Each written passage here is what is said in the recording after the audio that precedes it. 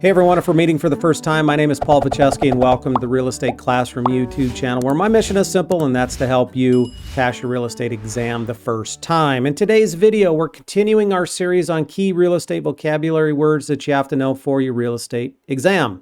Number 183, radon. What is radon?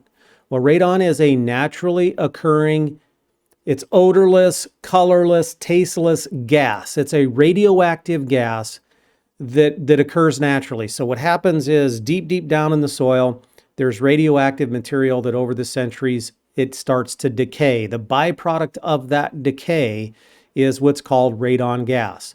It slowly seeps to the surface, and once it gets to the surface, it exposes you and I to that gas. Now, it loves to get into the basements of homes. And usually what we find when we do testing is the basement level has the highest concentration, but then when we run our furnace, for example, it spreads the radon throughout the house. Now, if you have a slab home or you don't have a basement, you can still have high radon levels. The point is, radon gas is extremely dangerous. It's the second leading cause of lung cancer.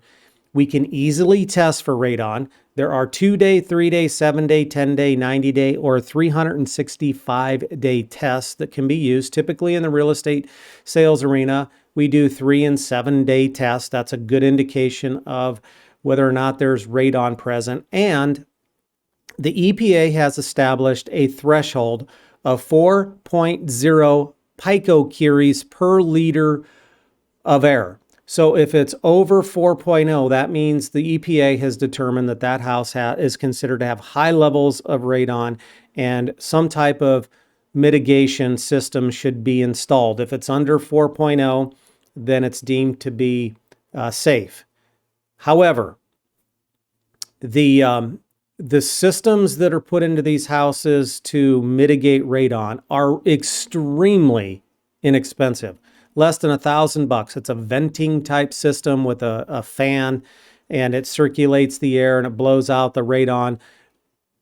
If you own your own home, whether you're selling or not, you should have a radon test done because it is dangerous, and number two, it's easily curable. Now, some parts of the United States are more susceptible than others. I'm in Nebraska, and we have our levels are off the chart here, and probably 95% of all the homes in Nebraska, if they don't have some kind of radon mitigation system, has high radon. So radon is something you have to know for your real estate exam. Number 184 is carbon monoxide. I think we all know about carbon monoxide, especially those of us that live in the parts of the country that have winter. But what is carbon monoxide? Well, it's a colorless, odorless, tasteless gas that's produced by the burning of fuels. It's a byproduct of a flame, right? So when we burn wood or oil or gas or natural gas, we burn those through fireplaces and generators, the exhaust from generators, or car exhaust, or furnaces, water heaters, wood stoves. All of those type of equipment can cause carbon monoxide to be produced. Now, carbon monoxide is easily detected with a carbon monoxide detector. Otherwise, you don't know if something in your home is malfunctioning and producing carbon monoxide. So every home that has a fireplace, that has a gas stove, anything like that, you should have a carbon monoxide detector. Now, many states and many localities have passed legislation that require carbon monoxide detectors. You have to know that for the state side of your exam, and what the specific law within your state or your locality requires. That's an important thing to know for your state side of your exam. Number 185 is mold. Now, mold is an organic substance that's found everywhere. Mold is literally everywhere. Now, how do we get mold? Well, it's naturally occurring, and when we get moisture plus oxygen plus some type of food source, such as drywall, or caulking on a bathtub, we get mold. Now, there are dangerous, toxic producing mold, and then there is not really dangerous mold, but anyone can have an allergic reaction to any type of mold. And there are dozens and dozens of different types of mold. The only way we know whether mold is dangerous or not, or the toxic mold is, through testing. Now, we can visually see that there is surface mold or there's mold, like on caulking on a bathtub or drywall. That's an indication to us or the inspector that maybe we should investigate further. But there's no way to tell whether mold is the dangerous type, the toxic type of mold or not without a test.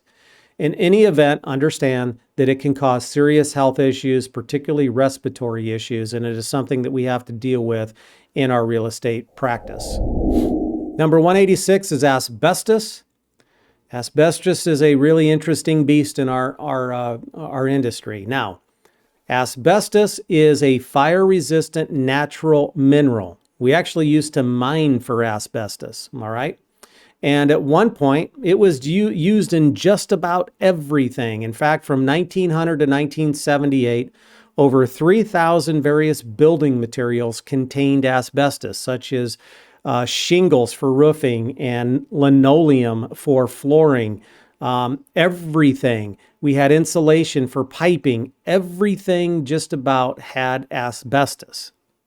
We figured out at some point in the 70s that asbestos is very dangerous. It causes a very dangerous and deadly type of lung cancer called mesothelioma. And what happens in the concern is asbestos, once it's dangerous, it becomes dangerous once it becomes what's called friable. And I have that on your screen there. As asbestos deteriorates over age, it becomes very brittle, or maybe you're scraping a surface or you're removing shingles. And what happens is the particles become friable, meaning they're very tiny and they get airborne. And then we breathe it in, it gets lodged in our lungs, and that is how the process starts. Asbestos removal is done by a licensed contractor using safe work practices, and then there are certain disposal requirements of that material once it's removed. You do not want to do this on your own. Number two is there's no way to tell whether something contains asbestos or not unless we have a test that's done. Now, we can have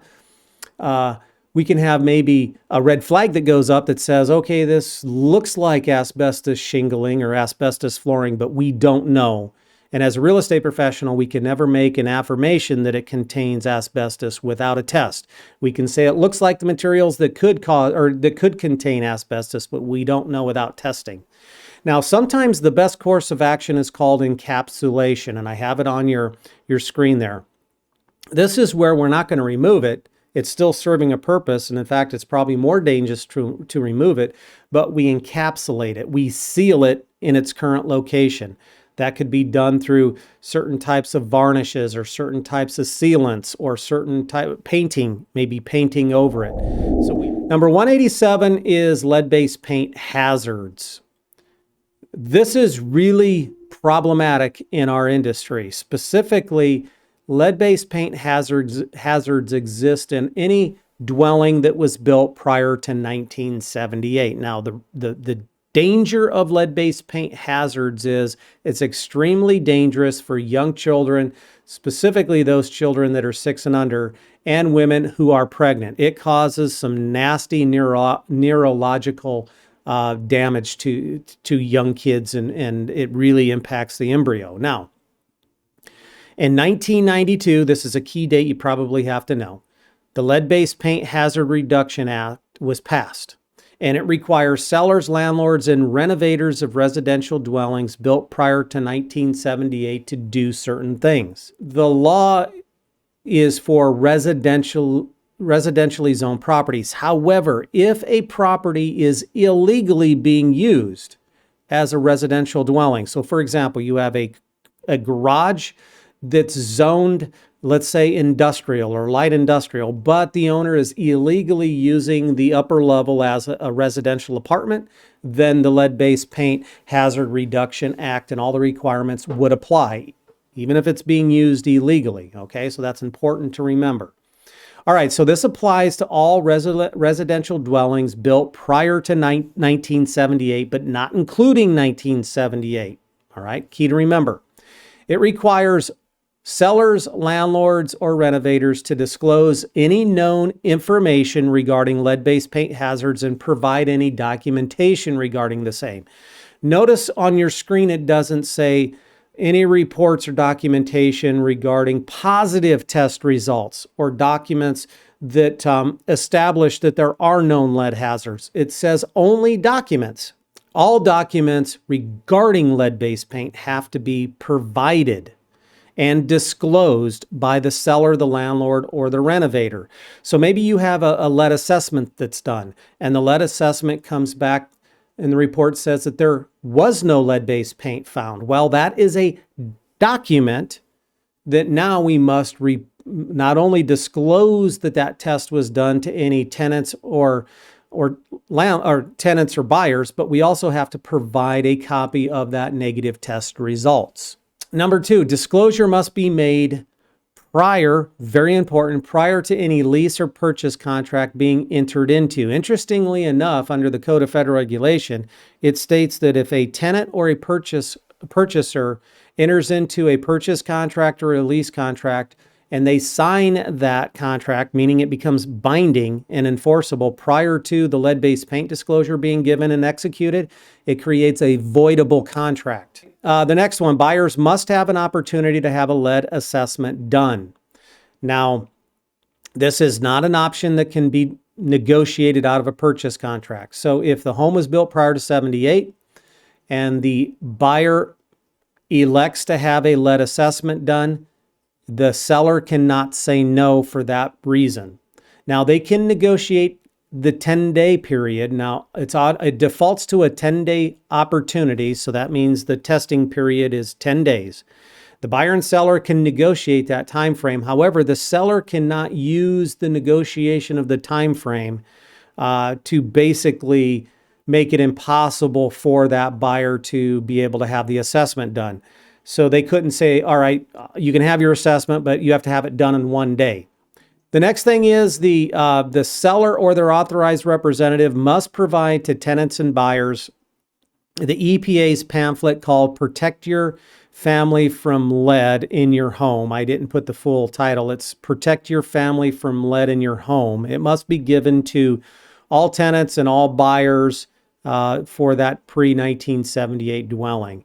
And then also lastly is work performed on all pre-78 dwellings must be done in accordance with a federal regulation called the Renovation, Repair, and Paint Rule. It's commonly referred to as the RRP rule.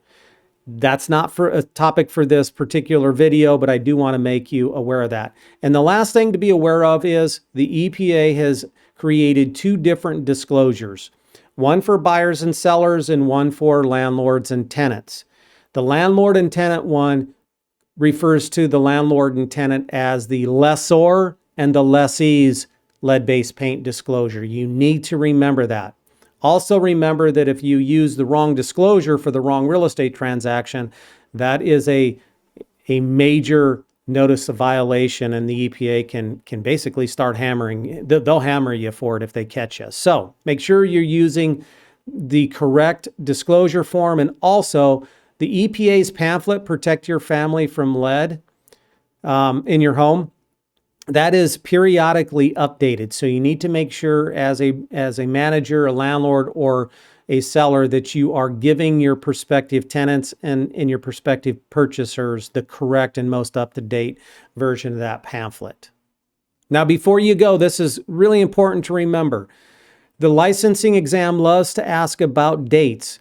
The Lead-Based Paint Hazard Reduction Act was passed in 1992. They love to ask that question. So if you're going to continue studying, check out this video here. If you haven't subscribed, click the little circle. I would love for you to do that. Comments and questions down below. See you in the next video.